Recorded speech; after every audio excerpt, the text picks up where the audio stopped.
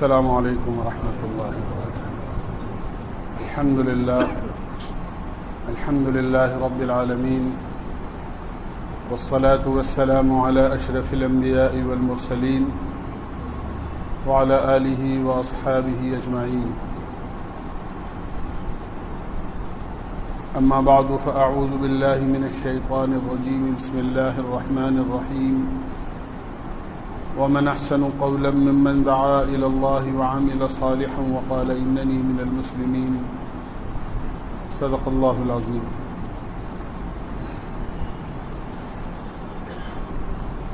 میرے بھائیوں، دوستوں، عزیزوں اور بزرگوں،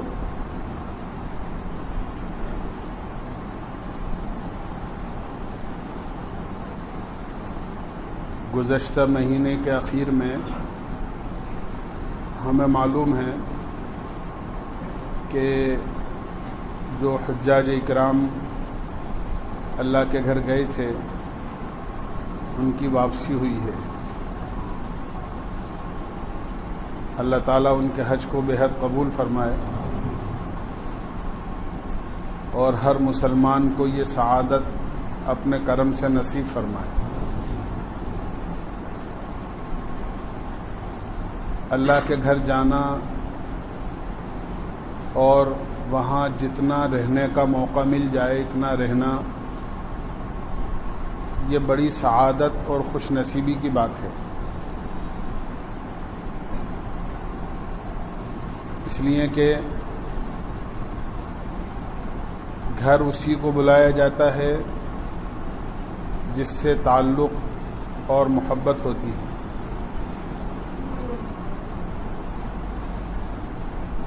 اجنبی کو یا جس سے کوئی جان پہچان نہ ہو، آدمی اس طرح کے لوگوں کو اپنے گھر نہیں بلاتا۔ تو یہ اللہ کے رحم و کرم کی بات ہے کہ اللہ تعالیٰ نے اپنے گھر بلایا، وہاں رہنے کا موقع دیا، بار بار اپنے گھر کی زیارت کرائی، اللہ کے نبی علیہ الصلاۃ والسلام کے روضہ اطہر پر حاضری کا موقع ملا، قریب سے درود و سلام پیش کرنے کی سعادت نصیب ہوئی۔ یہ سب اللہ کا بڑا کرم اور اس کے بڑے انعام ہیں۔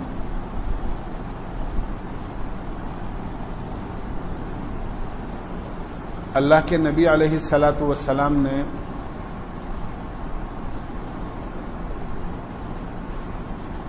مکہ مکرمہ نبوت کے اعلان کے بعد سے لے کر 13 سال گزارے۔ اس کے بعد آپ مدینہ پاک تشریف لے گئے اور 10 سال تقریباً آپ نے مدینہ منورہ میں اپنی حیات طیبہ کے بسر کیے۔ اپنی وفات سے کچھ مہینے پہلے اللہ کے نبی علیہ الصلاۃ والسلام صحابہ کو لے کر اللہ کے گھر حج کے لیے تشریف لائے، جس کو حجۃ الوداع کہا جاتا ہے۔ اور اس کے چند مہینے کے بعد اللہ کے نبی کا وصال ہو گیا، آپ کی وفات ہو گئی۔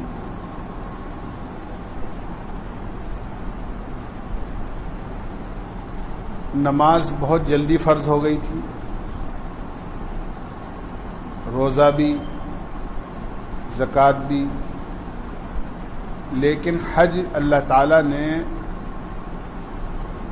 بہت اخیر کے اندر فرض فرمایا، اور حج ہی کے دوران میں دین کی تکمیل کا اعلان بھی کیا گیا۔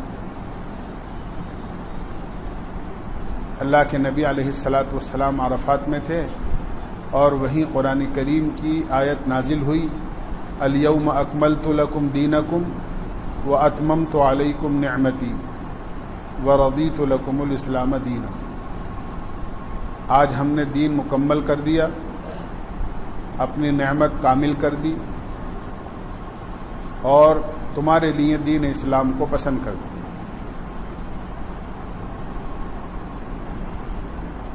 یہ حج کے موقع پر اعلان ہوا۔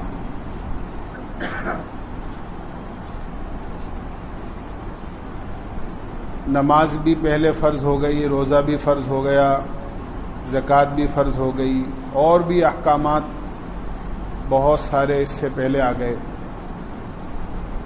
گویا اس بات کو بتانا مقصود تھا کہ اللہ کے گھر پر فریضہ حج ادا کرنے والا مسلمان جب اللہ کے گھر آئے تو اس کی زندگی کیسی ہونی چاہیے۔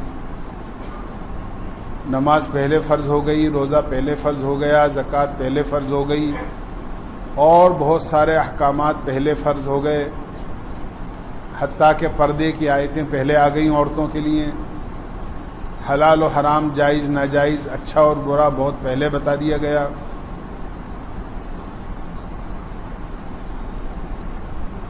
یہ اس لیے کہ اللہ کے گھر پر جب کوئی مسلمان حاضر ہو تو وہ ان تمام احکامات پر عمل کرنے والا ہو، اور حج کے موقع پر دین کی تکمیل کا اعلان کرنے کے بعد گویا یہ اشارہ ہے کہ جس طرح ہم نے حج پر تکمیل دین کا اعلان کیا ہے، اس طرح جب اللہ کسی کو یہ سعادت نصیب فرما دیں کہ وہ اپنے گھر آ جائے، اللہ کے گھر چلا جائے، تو اس کی زندگی دین کی مکمل پابند ہو جانی چاہیے۔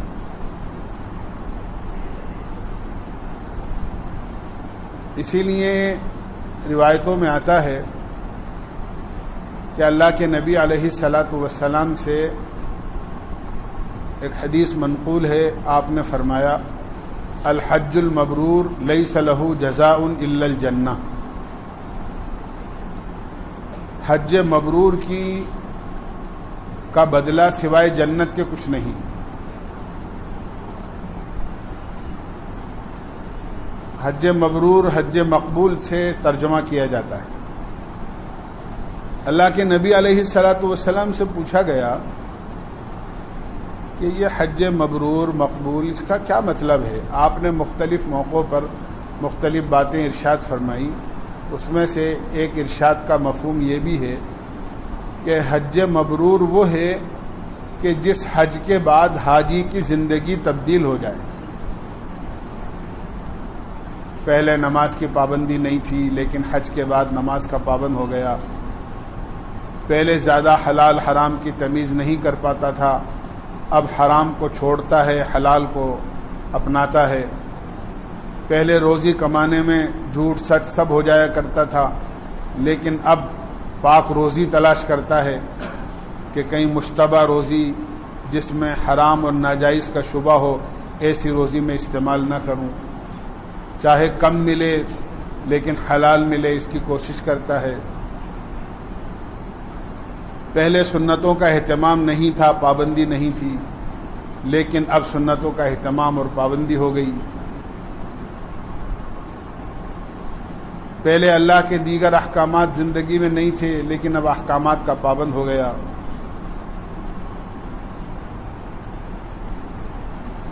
پہلے اذان ہوتی رہتی تھی، احساس نہیں ہوتا تھا، اب اذان سے پہلے ہی مسجد میں آنے کی کوشش کی جاتی ہے۔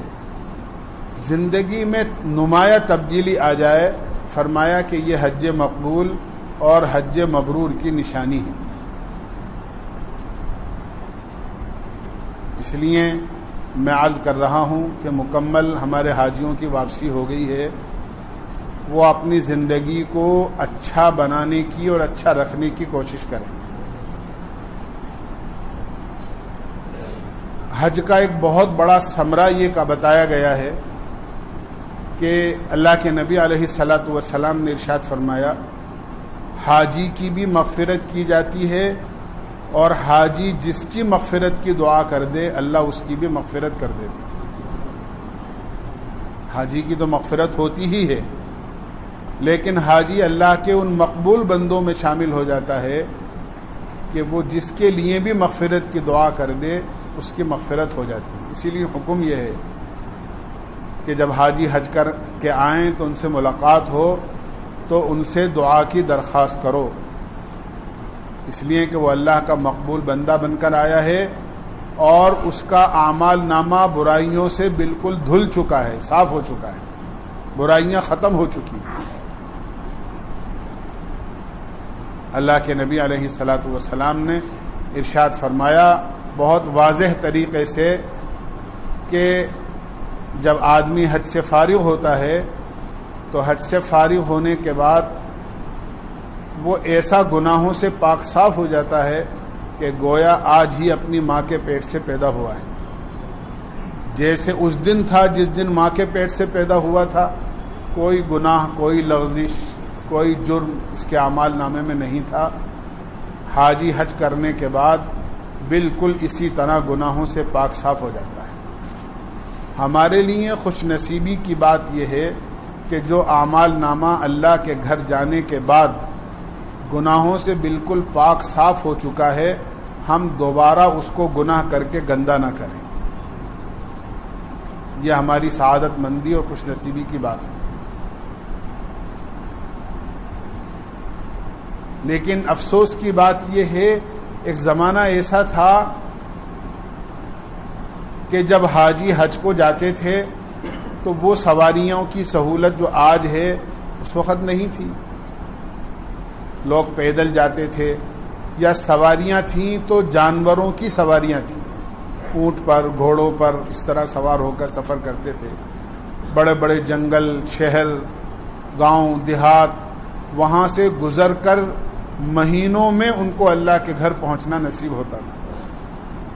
بڑی سخت تکلیفیں، صعوبتیں، مشقتیں ان کو برداشت کرنی پڑتی تھی۔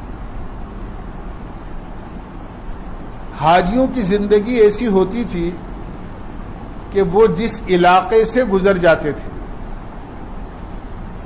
وہاں ان کی زندگی کو دیکھ کر گناہگار توبہ کر لیا کرتے تھے، جن کے پاس ایمان نہیں تھا وہ ایمان والے ہو جایا کرتے تھے۔ اپنی بےایمانی کی زندگی چھوڑ کر ایمان والی زندگی حاجیوں کی زندگی کو دیکھ کر وہ اختیار کر لیا کرتے، ان کی زندگی کو دیکھ کر وہ اپنے گناہوں سے توبہ کر لیا کرتے کہ دنیا میں ایسے بھی انسان ہوتے ہیں۔ آج اللہ معاف فرمائے، حاجی خود اپنے گناہوں سے توبہ نہیں کر پاتا ہے صحیح طریقے سے، لیکن پھر بھی اللہ کا احسان اور کرم ہے کہ اس نے ہمیں بلایا، اپنے گھر کی زیارت کی توفیق دی، سعادت بخشی۔ اس لیے ہمیں اس کی لاج رکھنی چاہیے۔ ہماری ظاہری شکل و صورت بھی اور ہمارا ظاہر بھی ایسا ہو کہ واقعی لوگ یہ کہیں کہ ماشاءاللہ آپ نے حج کیا ہے، تو آپ کے حج کے اثرات آپ کی زندگی میں نظر آتے ہیں۔ بتانا نہ پڑے کسی کو کہ ہم نے بھی فلاں سال حج کیا تھا یا اس سال ہم بھی حج کر رہے ہیں۔ میں بہت کہتا ہوں اور دیکھ کر کہتا ہوں، ایسا نہیں کہ کوئی کہ حاجی صاحب کے سر پر بھی ٹوپی اس وقت تک رہتی ہے جب تک ان کے سر پر اتنے بال نہ آ جائیں جس میں وہ کنگا کر سکیں، لیکن جب اتنے بال آ جاتے ہیں جس میں وہ کنگا کر سکیں، اپنی مانگ نکال سکیں، تو پھر ان کی ٹوپی بھی اتر جاتی ہے۔ افسوس کی بات ہے، پھر بتانا پڑتا ہے ان کو کہ ہاں ہم بھی اس سال حج پر گئے تھے۔ حج کے بعد وہ لوگوں سے ملاقات کرنے میں یا حج کا تبرک تقسیم کرنے میں جس لباس کو پہن کر وہ ملنے جاتے ہیں یا ان سے ملنے لوگ آتے ہیں تو جس لباس میں وہ ملتے ہیں، چند دنوں کے بعد، چند مہینوں کے بعد وہ لباس بھی بدل جاتا ہے۔ ایسا نہیں ہونا چاہیے۔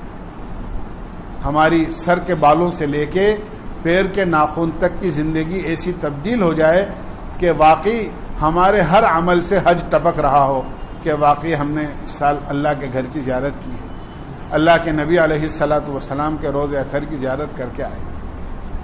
اصل حج کی قبولیت اور حج کی خوبی ہی یہ ہے۔ پھر اس سے آگے کی بات یہ ہے کہ اللہ کا احسان ہے، اس کا کرم ہے کہ جو آئندہ سال جانے والے ہیں ان کے لیے سنا ہے کہ فارم بھرنے شروع ہو گئے ہیں یا شروع ہو جائیں گے، بہرحال جو بھی ہے تو بہت جلدی شروع ہو گئے ہیں۔ تو بڑی سعادت کی بات ہے کہ ابھی تقریباً یہ سمجھیے کہ 10 مہینے باقی ہیں جانے والوں میں۔ جن پر حج فرض ہے اور ابھی حج نہیں کیا ہے ان کو کوشش کرنا چاہیے تاکہ یہ فریضہ حج ادا ہو جائے۔ اللہ کے نبی علیہ الصلاۃ والسلام نے تو یہاں تک ارشاد فرمایا کہ حج کا فریضہ اگر حج فرض ہو گیا ہے تو حج شادی سے زیادہ مقدم ہے، اپنی شادی سے زیادہ مقدم۔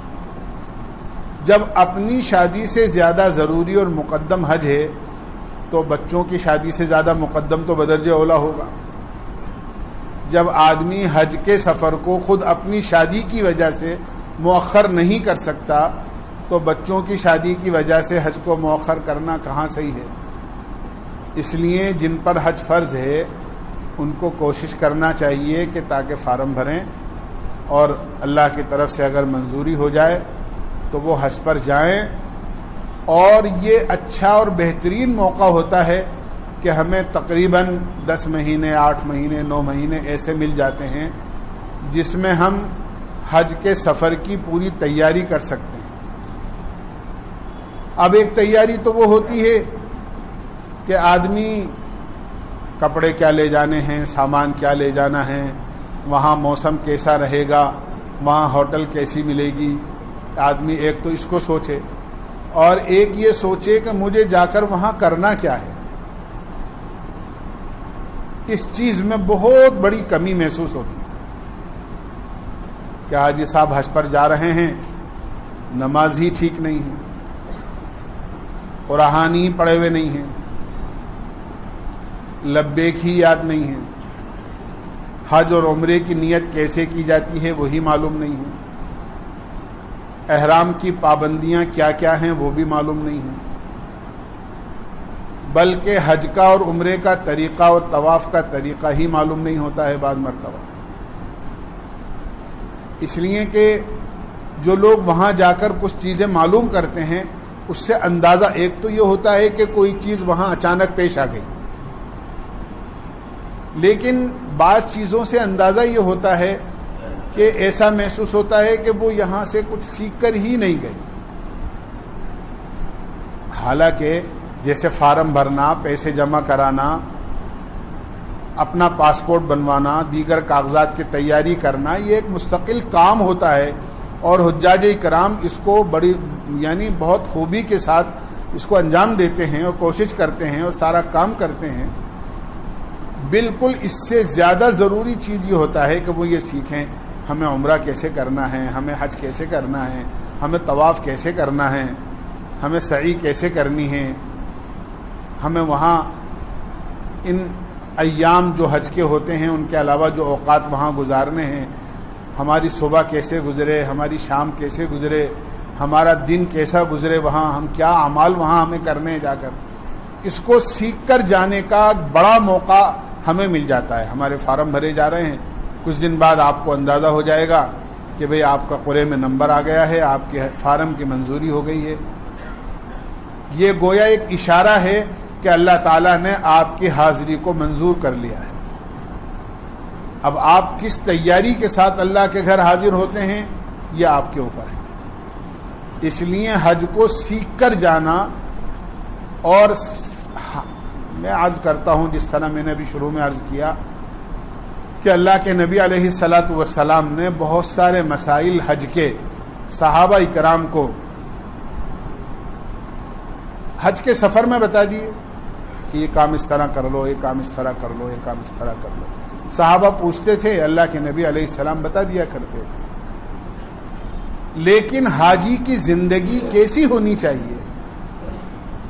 اللہ کے نبی علیہ الصلاۃ والسلام نے مکمل تیاری کری اس کی 10 سال تک مدینہ منورہ کی زندگی میں، اور جب صحابہ کرام کا ایسا مجموعہ تیار ہو گیا اور ایسی جماعت صحابہ کرام کی تیار ہو گئی کہ جو واقعتاً اللہ کے گھر کی محبت میں بے تاب اور بے قرار تھے، جنہوں نے وہاں جا کر اپنی کسی بھی لمحے کو ضائع نہیں کیا، تو اللہ کے نبی علیہ الصلاۃ والسلام ایسے لوگوں کو وہاں تشریف لے گئے۔ اور اس کی علامت یہ تھی کہ اللہ کے نبی علیہ الصلاۃ والسلام نے اپنے حج کے موقع پر جب دین کی تکمیل کا اعلان ہوا، اللہ تعالیٰ نے اعلان فرمایا الیوم اکملت لکم دینکم، ہم نے دین مکمل کر دیا۔ آپ نے صحابہ کرام کو مخاطب کر کے پوچھا بتاؤ جو دین اللہ نے مجھ تک پہنچایا تھا میں نے پورا کا پورا تم تک پہنچا دیا یا نہیں پہنچایا؟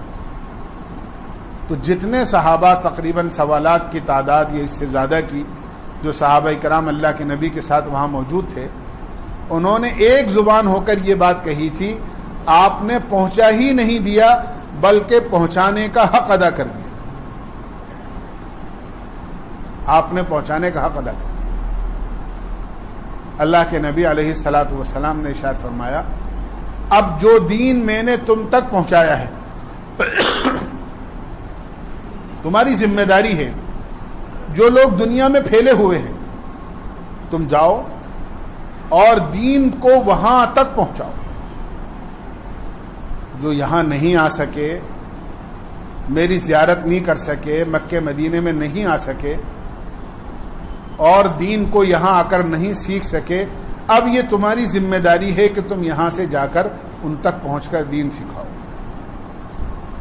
اللہ کے نبی علیہ الصلاۃ والسلام کے اس حکم کو پا کر صحابہ کرام کا ایک بڑا مجموعہ ایسا تھا، ایک بڑا قافلہ ایسا تھا جو اپنے گھروں کو واپس نہیں گئے بلکہ وہیں سے دنیا کے دوسرے علاقوں میں چلے گئے کہ اللہ کے نبی نے ایک حکم فرمایا ہے اور آپ کے حکم پر اللہ کا دین اللہ کے بندوں تک پہنچانا ہے۔ ہارون رشید رحمۃ اللہ علیہ کے زمانے میں کچھ نوجوان اس بات پر تیار ہوئے کہ ہمیں دین وہاں پہنچانا ہے جہاں آج تک کوئی نہیں گیا ہوگا۔